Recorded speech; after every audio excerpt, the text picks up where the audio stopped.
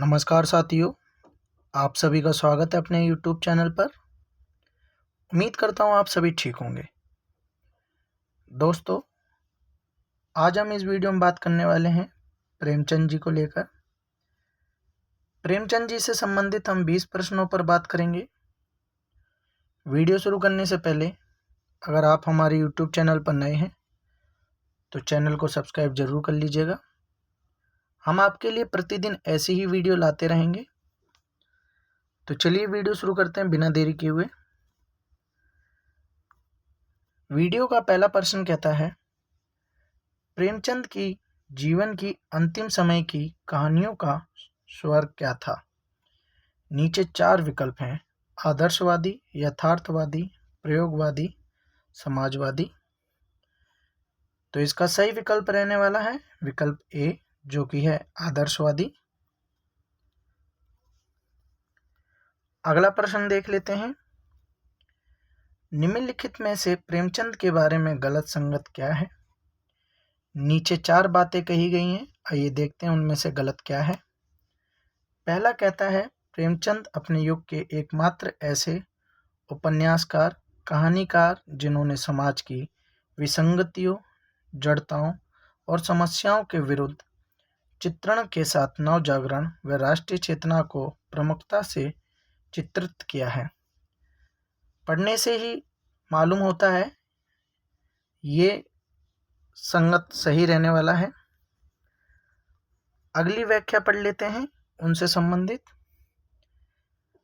प्रेमचंद का दूसरा विवाह है बाल विद्वान निर्मला देवी से हुआ। तीसरा पढ़ लेते हैं, प्रेमचंद के पहले उर्दू कहानी संग्रह सोजे वतन की देश प्रेम की कहानियों के कारण उनकी बहुत प्रशंसा हुई।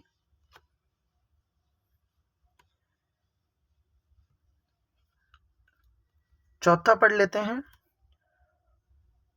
महात्मा गांधी के असहयोग आंदोलन व उनकी प्रेरणा से प्रेमचंद ने 20 साल की सरकारी नौकरी से इस्तीफा दे दिया था। सी और डी ठीक है। गलत जो इसमें है वह है बी, जो कि आपको मैंने पढ़कर बता दिया है। अगले प्रश्न की ओर बढ़ते हैं।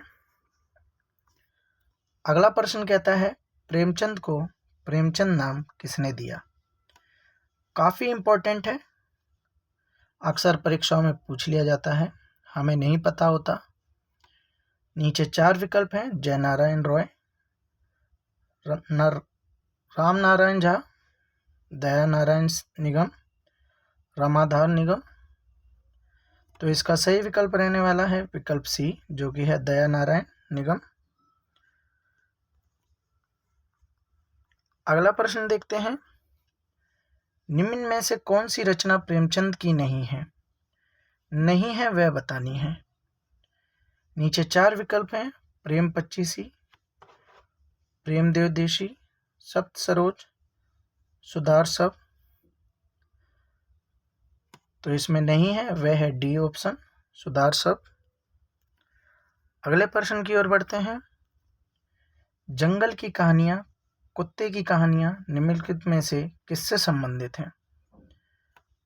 उपन्यास संग्रह से, भाषा संपादन से, कहानी संग्रह से, बाल साहित्य से। तो इसका सही विकल्प रहने वाला है बाल साहित्य। अगला प्रश्न देखते हैं, मुंशी प्रेमचंद की पत्रिकाओं का निम्नलिखित में से सही समूह क्या है? तो नीचे 4 विकल्प हैं: जागरण है, सरस्वती है, मर्यादा है, माधुरी है। अगला है हंस, मर्यादा, इंदुमती, जागरण। तीसरा है जागरण, मर्यादा, माधुरी, हंस। चौथा है सरस्वती, माधुरी, हंस, मर्यादा। तो ये काफ़ी इम्पोर्टेंट है, इसको मार्क जरूर कर लीजिएगा। इसका सही विकल्प रहने वाला है विकल्प सी, जो कि है जागरण, मर्यादा, माधुरी, हंस। अगले प्रश्न की तरफ बढ़ते हैं। गांधी जी के असहयोग आंदोलन से जुड़ जाने के कारण लेखक प्रेमचंद ने क्या किया? नीचे 4 विकल्प हैं: अपना निजी काम बंद कर दिया, साहित्य सेवा में योगदान देना शुरू कर दिया, कहानी एवं उपन्यास लिखना आरंभ कर दिया, सरकारी नौकरी से त्याग पत्र दे दिया।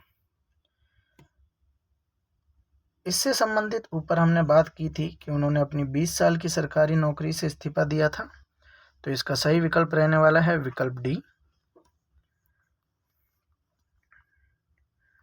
अगला प्रश्न पढ़ते हैं, प्रेमचंद का कार्यकाल निर्धारित करें। तो उनका क्या कार्यकाल रहा, आइए देखते हैं। ऑप्शन ए 1870 से 1930, 1880 से 1930, 1880 से 1936, 1885 से 1946। तो सही विकल्प रहने वाला है विकल्प सी, जो कि 1880 से 1936। अगला प्रश्न पढ़ते हैं, प्रेमचंद का प्रसिद्ध उपन्यास निम्नलिखित में से कौन सा है जो हिंदी का प्रथम मौलिक एवं युगांतकारी उपन्यास माना जाता है। तो नीचे 4 विकल्प हैं, प्रेमा, गोदान, सेवा सदन, कफन।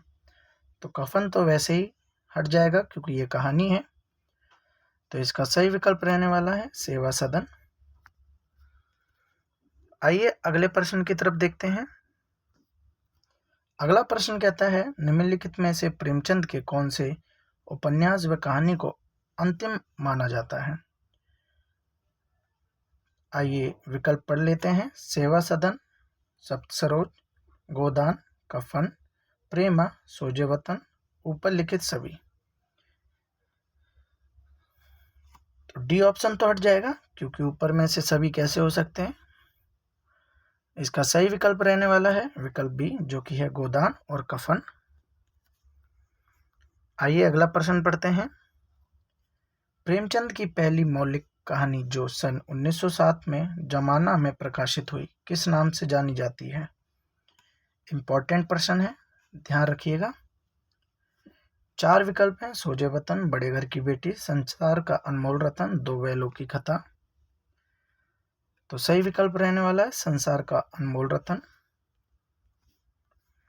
अगले प्रश्न की तरफ बढ़ते हैं, प्रेमचंद का पहली कहानी संग्रह सप्तसरोज कब प्रकाशित हुआ।